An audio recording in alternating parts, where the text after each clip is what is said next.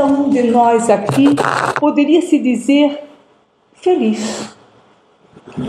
Allan Kardec pergunta aos espíritos, em qualquer uma das obras dele, nós vamos encontrar estas informações que encontramos dentro aqui do Céu e Inferno. Ele pergunta para os espíritos, na obra O Livro dos Espíritos, como que o homem pode ser feliz? Por que Deus não nos fez já felizes? Por que tudo isso? E ele então, os espíritos respondem a ele: Deus é justo, é perfeito, é bom. Se ele assim o fez, porque ele sabia que era o melhor para todos nós. E ele nos deu o livre-arbítrio. Então cabe a cada um de nós, com o nosso livre-arbítrio, a nossa consciência, buscarmos a nossa perfeição e a nossa felicidade. E ele pergunta: aonde está a felicidade? Em cumprirmos as leis de Deus. E que leis são essas? Quando Cristo aqui esteve, já faz mais de 2000 anos, e nós continuamos ainda desrespeitando essas leis. Ele simplesmente resumiu todas as leis em uma só: amai-vos uns aos outros, amar a Deus sobre todas as coisas, e ao teu irmão, ao teu próximo, como a ti mesmo.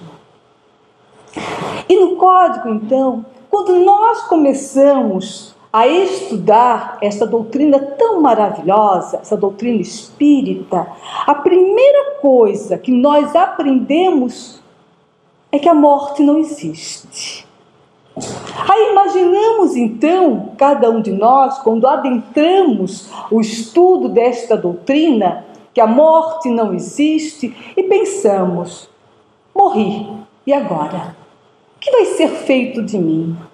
E Kardec então responde, ou melhor, os espíritos respondem a Kardec então: cada um de nós vai continuar exatamente do outro lado, onde realmente é a verdadeira vida, como ele fala isso no Livro dos Espíritos, aonde está a verdadeira vida do espírito. Se esse mundo aqui inteiro, planeta, universo, deixasse de existir, afetaria nós? Eles respondem: não, porque a verdadeira vida está no mundo espiritual. Mas como cada um de nós retornaria ao mundo espiritual? Exatamente como nós vivemos na Terra. Perguntaram a Raul Teixeira, perguntaram para ele: tá, Raul, eu queria receber uma psicografia. Perguntaram a importância de uma psicografia, de saber como estaria um ente amado do outro lado. E Raul respondeu simplesmente: basta ver a conduta deste irmão aqui na Terra, vai ser igual. Então, a forma como nós conduzimos a nossa vida vai ser a forma que seremos recebidos lá. E no Código Penal da Vida Futura, ele fala a respeito disso. Nós seremos felizes ou infelizes dependendo da nossa conduta terrena. Então, muitos dirão: então é simples, é só fazer o bem, é só fazer tudo certinho aqui, que eu vou ser feliz. O problema não é esse. O problema é que nós, infelizmente ainda, guardamos dentro de nós muitas falhas. Muitas vezes, isso aí, eu não falo de religiões, independente disso. Muitas vezes nós achamos que estamos fazendo a caridade, nos achamos bonzinhos porque frequentamos uma determinada doutrina, achamos bonzinhos porque rezamos todas as noites, nos achamos bonzinhos porque tiramos de dentro do nosso roupeiro, no inverno, roupas que não mais usamos. Nos achamos bonzinhos e dizemos: mas eu faço a caridade. Só que quando nós chegamos lá do outro lado, onde a verdadeira vida nos aguarda, nos deparamos com uma sentença muito forte. Nossa consciência. Não existem tribunais do outro lado, não como nós o conhecemos da Terra. Se alguém na Terra comete um erro, um crime, ele é julgado, não é? Ele vai para um fórum, frente a um juiz, um promotor, um advogado, e ali ele apresenta então a sua petição. Excelente. Lá do outro lado não existe isso. Não tem nada disso. Mas o que é do outro lado, então, que nos compele a fazer essa reflexão? Nossa consciência. E se as pessoas soubessem, nós não fazemos ideia. Nenhum de nós encarnados temos ideia do que é a dor da consciência verdadeiramente. Os espíritos, quando nos falam das reuniões, ou até mesmo através das psicografias de Chico Xavier, vamos só falar dele. Não precisamos falar de nenhum outro. Bastamos falar dele. Eles nos falam da consciência, da dor, do sofrimento. Todo mundo aqui, acredito, se não procurem, já assistiram, se não leram, o filme O Nosso Lar. Ali vocês veem na obra, a obra é mais detalhada, é claro, mas louvemos a esses atores que estão trazendo essas obras hoje em dia, a televisão trazendo cada vez mais conhecimento da doutrina espírita para todos nós. Quando André Luiz se depara com a vida verdadeira, como ele mesmo fala, ele diz: me chamaram de suicida, logo eu, um médico que quis viver. Só que ele era um suicida, involuntário, mas o era. Quando nós nos tornamos suicidas involuntários? Quando pegamos esse corpo, que é um presente divino, cada célula, cada momento, cada instante da nossa vida, nós a desperdiçamos. Desperdiçamos comendo demais, em excessos, desperdiçamos com os vícios morais e físicos, desperdiçamos com briguinhas, com picuinhas, perdemos instantes preciosos dessa reencarnação que nos é tão preciosa, para reclamarmos, para dizermos: ó Deus, por que me abandonastes? Deus não abandona a ninguém. Deus é um Pai tão amoroso, perfeito. Ele está sempre do nosso lado, está sempre cuidando de nós. Ele nos envia todos os dias anjos que nos tutelam, sejam os nossos anjos de guarda, nossos mentores, nossos espíritos guardiões, sejam nossos irmãos, nossos amigos, nossos parentes, nossos pais, mães, nossos irmãos de caminhada. Todos eles vão sempre estar para nos orientarem e nos auxiliarem. Então, meus irmãos, ao nos defrontarmos com o outro lado, nós nos depararemos com um tribunal íntimo, que é a nossa consciência. Então, antes que nós retornemos ao mundo espiritual, façam como dizia Santo Agostinho, santo da Igreja Católica, mas que auxiliou em muito a codificação espírita. Esse espírito tão maravilhoso, que tanto nos trouxe respostas dentro do livro, dessa obra, o livro dos Espíritos. Ele o dizia: ao dormir todos os dias, eu fazia uma alta análise da minha consciência. Então façam isso. Ao se recolherem ao seu quarto, ao se recolherem àquele instante de prece que realizamos antes do nosso sono físico, pensem, não precisa falar para ninguém, não precisa dizer. Joana de Ângeles, ela é pródiga nisso. Na sua obra psicológica, ela diz: todos, sem exceção, ela fala, guardamos ainda dentro de nós o orgulho, a inveja, a intolerância, sentimentos negativos. É normal. O que não é normal é nós continuarmos com eles. Então vamos nos autoanalisarmos, para quando então do nosso retorno já estarmos um pouquinho melhorados. E não queiram vencer todas as suas provas já. Vão devagar, a cada dia uma. É degrau em degrau. Deus deu a reencarnação. É outra coisa que aprendemos dentro dessa doutrina tão maravilhosa. Mas a gente ouve dizer Divaldo falava muito a respeito disso, nosso saudoso Divaldo. A fila da reencarnação é enorme. Não achem vocês que vão chegar lá do outro lado e vão dizer para o seu mentor: ó, o negócio é o seguinte, estou com a consciência pesada, fiz um monte de erro, bota aí na fila que eu quero reencarnar. Gente, não é assim não. Muitas vezes o espírito leva 50 anos, 100 anos, para conseguir uma nova oportunidade. Quem não leu, mas eu recomendo a leitura, eu acho passamos agora, Setembro Amarelo, o livro da Dona Ivone Pereira do Amaral, Memórias de um Suicida, onde Camilo Castelo Branco, esse irmão que suicidou-se e que durante quase 50 anos ela levou para publicar este livro.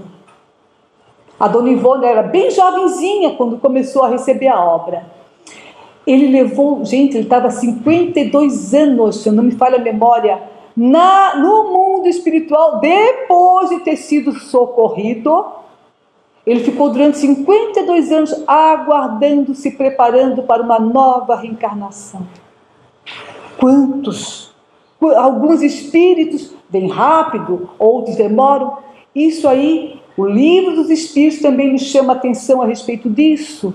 Qual é a demora entre uma reencarnação e outra? É eles que irão decidir, dependendo da situação de cada espírito e da necessidade. Mas, de maneira geral, não é fácil. Geralmente, é dentro da família, isso está no Evangelho, que existem os maiores desafetos. Mas por quê? Porque é ali dentro que aprendemos a amar. É ali dentro que tiramos as arestas. Então, a reencarnação, você tem que ter uma família que te aceite. Um pai, uma mãe. E geralmente retornamos aos lares onde então cometemos os nossos erros. Muitas vezes perguntamos: mas por que aquela mãe e aquele filho não se dão? Mas por que aquele pai odeia tanto aquela filha? Mas por que se comete tanta atrocidade dentro dos lares? É ali que os espíritos começam devagarinho, a passo, a aprenderem a se respeitarem, a se amarem. E o Código Penal da Vida Futura de Kardec, ele toca todos esses detalhes nesses 33 artigos. E ele fala, e ele vai mais além ainda.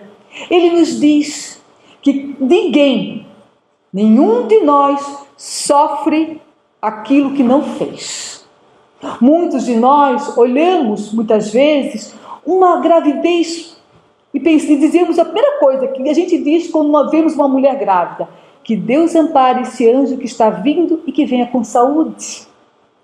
Mas e aquelas mães que recebem seus filhinhos com problemas de saúde, muitas vezes com paralisias, outras já vêm com crânios anencéfalos, que é permitido hoje o aborto, é legalizado, o que eu acho totalmente um assassino.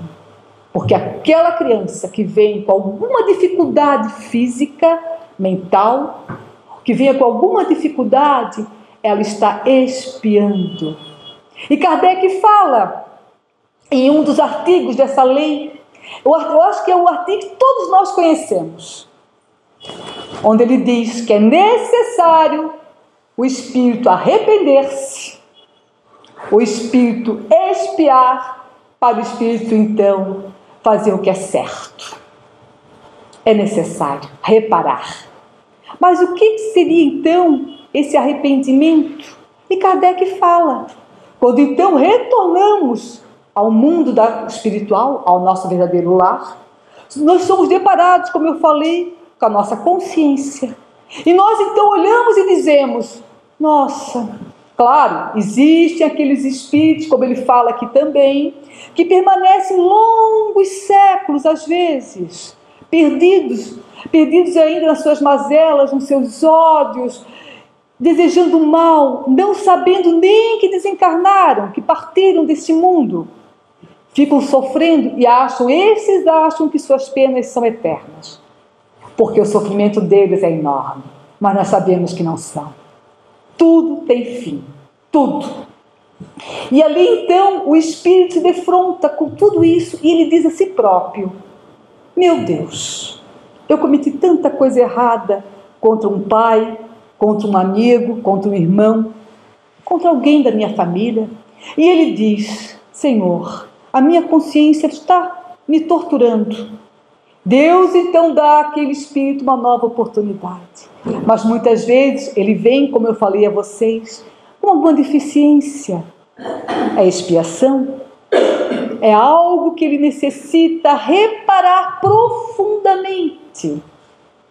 Só que tem um detalhe muito importante que Kardec nos alerta dentro desses artigos. Quando formos expiar, é aquele sofrimento que o espírito não foge. Porque a prova é quando você então vai ver se você aprendeu a lição. Eu costumo dizer que aquele aluno que chega ao final do ano, é feita uma prova com ele, vamos ver se você aprendeu realmente a matemática. Aí o professor aplica a prova, o aluno diz: tirei 7, professor. Passou ali raspando, mas passou, aprendeu a prova. Agora a expiação não. A expiação é aquilo que nos é imposto. É aquilo, então, não é também, vamos dizer assim, um castigo. Não existe castigo. Deus não castiga ninguém. Se Ele é Pai, como é que Ele vai te castigar? Ele não castiga. Mas nossa consciência nos diz: eu errei. Aquilo está me ferindo tanto, tanto, tanto, me dói tanto. Nesta obra que eu citei a vocês, do Camilo, ele tem um amigo dele que matou a amante por um acesso de ciúme, enforcou-a com as suas próprias mãos. E ele, quando reencarna, vai para a filha da reencarnação, Camilo diz: meu Deus, por que ele está indo sem mãos? Ele dizia ao espírito: eu não consigo imprimir mãos ao meu perispírito, porque eu usei elas para o mal. E ele retorna sem as suas mãos, com diversas dificuldades, no mesmo lar em que ele um dia tinha ferido. No livro ele fala em lupanário, que seriam os prostíbulos da época. E ele retorna, sofre, mas feliz. É isso que é necessário. A expiação somente se faz completa quando nós passamos por ela resignados. Mas eu não falo de uma resignação quando uma pessoa está doente ou possui alguma coisa muito terrível e ela cruza os braços e diz: eu vou passar agora, eu vou ter que passar por isso, eu vou cruzar meus braços, vou me sentar numa cama e deixa a vida passar. Não é isso que Kardec se refere. Não é isso que os espíritos nos chamam.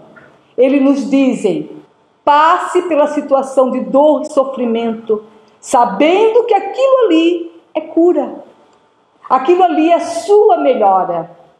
Na hora que você está passando pelaquela situação, se você passar por ela, como eu costumo dizer, com um sorriso no rosto.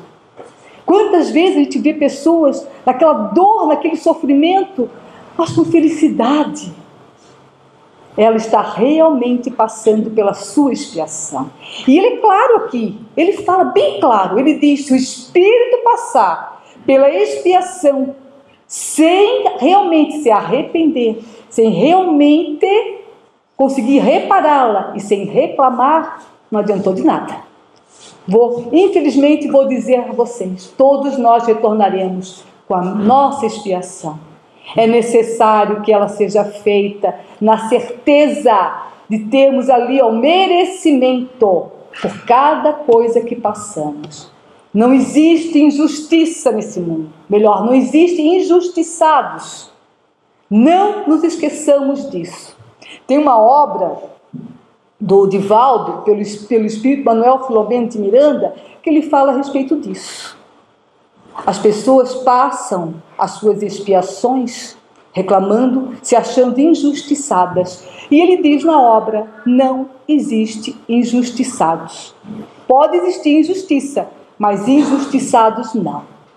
Cada um de nós vai passar exatamente aquilo que necessita passar. Mas sabe o que? Ele termina esses 33 artigos no artigo 20, que não é o último, que é o 33. O 33 ele faz um resumo. Mas no artigo 20 ele fala algo que é tão maravilhoso, que é como se pegasse todo esse código, pegasse toda essa, vamos dizer assim, essas leis, que são leis severas, mas nós temos necessidade de leis severas ainda. Nós somos espíritos muito rebeldes, então necessitamos. Mas olha o que ele diz: Deus é tão maravilhoso, é tão bom, que quando tudo isso acontece conosco, nós não estamos só. Nós temos espíritos abnegados que estão ao nosso lado, seja na carne, seja nos aguardando no mundo espiritual. Vão estar lá. Então, quando nós terminarmos, conseguimos realmente cumprirmos as leis divinas, essas que estão dentro de nossa consciência, como fala aqui Kardec, no Livro dos Espíritos, onde estão as leis de Deus? Na nossa consciência. Quando nós, então, conseguirmos cumprir estas leis, quando nós conseguimos realmente amar, basta isso, gente, amar, mais nada. Quando nós conseguimos amarmos uns aos outros verdadeiramente, seremos espíritos felizes. Iremos então para mundos felizes, não mais mundos primitivos, mundos de provas, mundos de expiações, mundos de angústia. Nós estaremos aptos à felicidade. Tem uma obra que eu gosto muito do irmão X, que é Humberto de Campos. Gosto muito dele. Ele fala muito, ele traz muita coisa a respeito de Cristo. O livro A Boa Nova é um livro assim, para mim, aquele livro ali do Humberto, é o melhor de todos. A Boa Nova, que fala a respeito do Cristo e da vida do Cristo. Fala de Maria, fala de Judas, dos apóstolos. Mas reportagens de além-túmulo, que são crônicas dele também, tem uma historinha aqui que eu achei interessante e que eu trago para vocês. Ele fala a respeito de um santo da Igreja Católica, São Domingos de Gusmão. Este santo, conta-nos Humberto, que lá nas esferas celestiais, como ele fala, nas esferas lá onde ele se encontra, ele disse que um padre católico, um ex-sacerdote católico, desencarnado já, contou a eles a história desse santo. A gente reza para os santos e achamos que eles são perfeitos. Alguns realmente conseguiram aurear essa condição de espíritos elevados. Mas São Domingos, não. São Domingos trazia consciência pesada. Ele dizia que ele não era merecedor da auréola de santo. E as pessoas rezavam por ele, diziam, aquele homem maravilhoso. Ele é de 1170, 1200, São Domingos. E ele dizia, então, em desespero, conta Humberto, que ele falava em desespero, eu não aguento mais ser chamado de santo, minha consciência não me permite. E ele pediu, então, implorou uma nova reencarnação. E ele reencarnou no Brasil como escravo. E falam, então, que ele se encontra até hoje. Até hoje que eu falo, até quando foi escrito o livro, da década de 50.